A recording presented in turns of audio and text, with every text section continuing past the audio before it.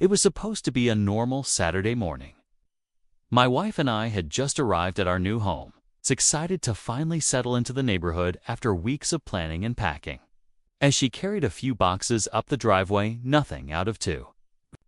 The ordinary, we noticed a pair of eyes watching us from across the street. You guessed it. HOA Karen, arms crossed, sunglasses on, and already on her phone.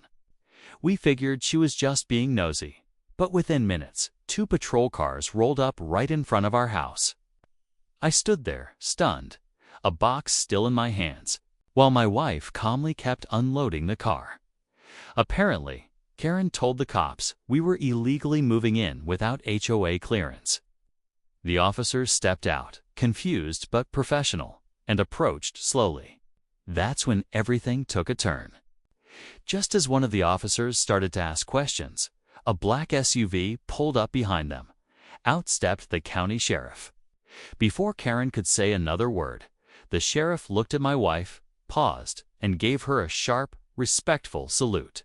Karen's face went pale like she'd seen a ghost. I could tell she wasn't expecting that. At that moment, I knew this story was going to be anything but ordinary. What exactly did the sheriff know about my wife? Why did he treat her with that level of respect?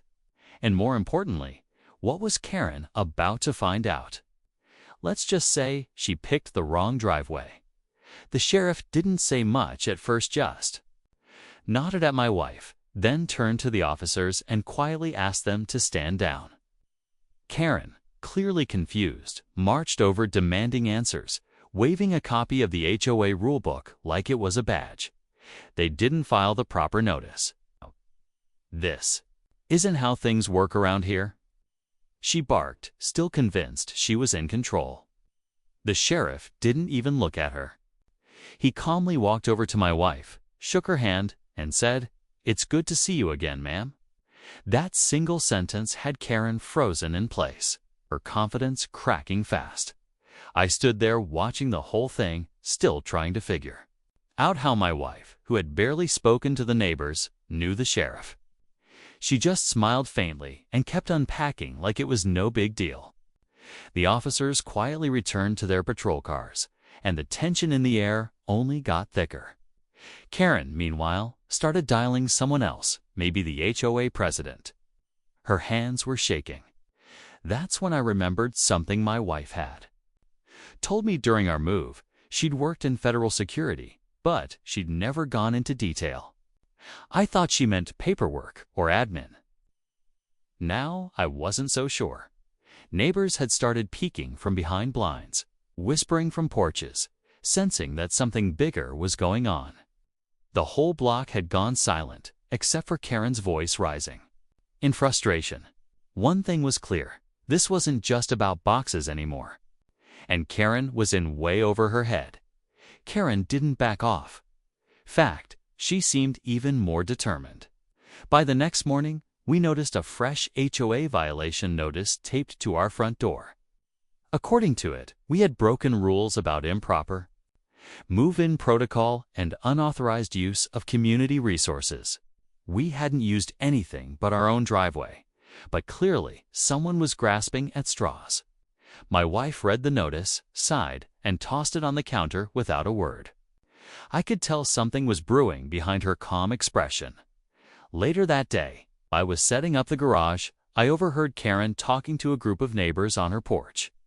She spoke in a loud, performative voice about how certain people think they're above the rules and how the HOA has every right to enforce community standards.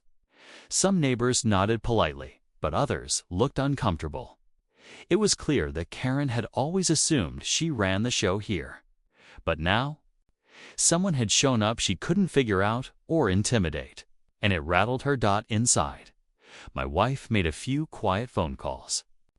She didn't mention who she was speaking to, but each time she hung up, she seemed more focused.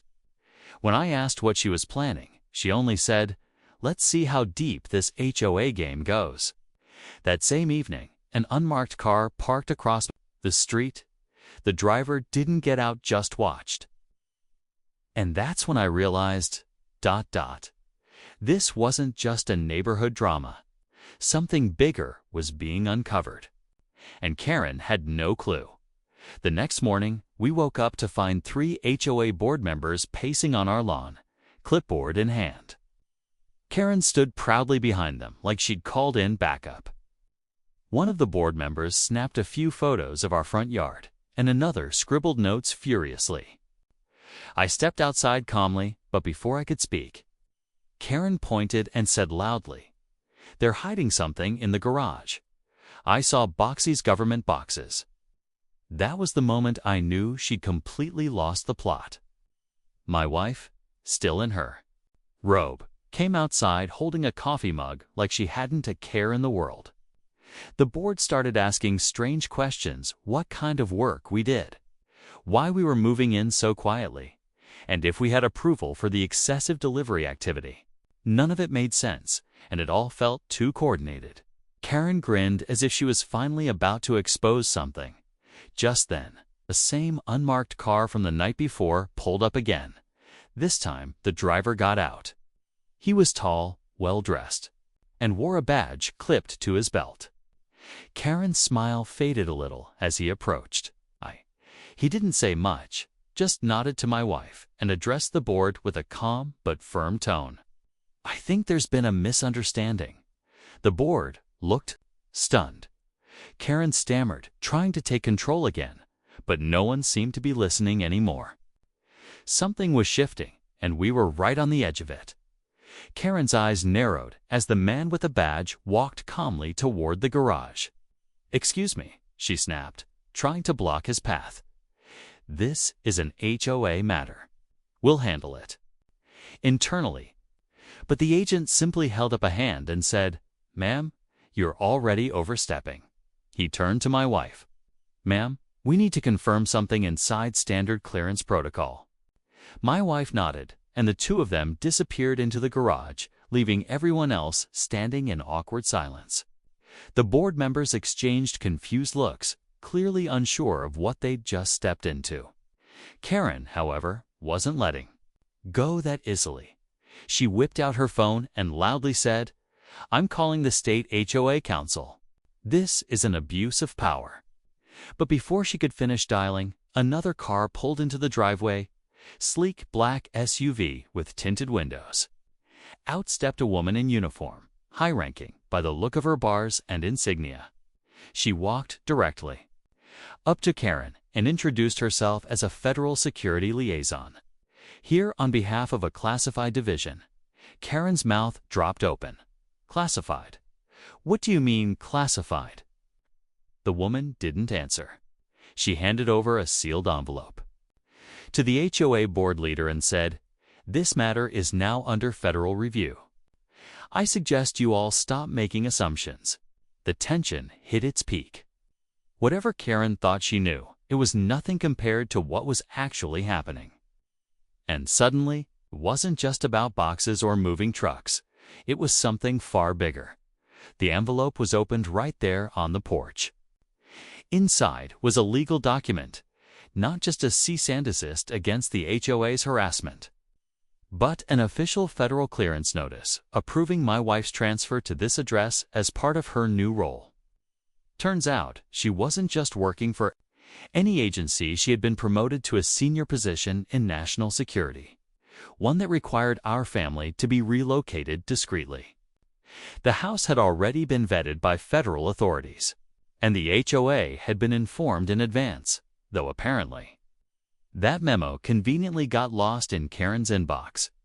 As the federal agent finished reading the document aloud, the color drained from Karen's face. Labor looked stunned, murmuring among themselves, unsure how to even respond.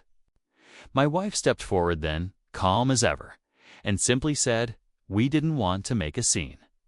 We just wanted to move in quietly. But since that wasn't possible..." She let her voice trail off, but her tone said everything.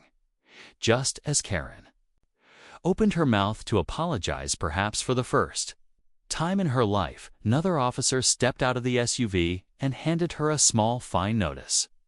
Apparently, filing a false police report and disrupting a federal operation carried consequences.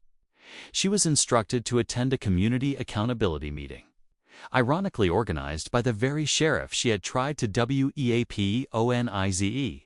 As the agents pulled away, the neighborhood stood silent. We were officially moved in. But the twist? My wife wasn't the only one with clearance. I had some surprises of my own. After everything settled, we finally got to unpack the rest of our boxes in peace. The neighborhood, once buzzing with HOA gossip and judgment, suddenly felt a lot quieter.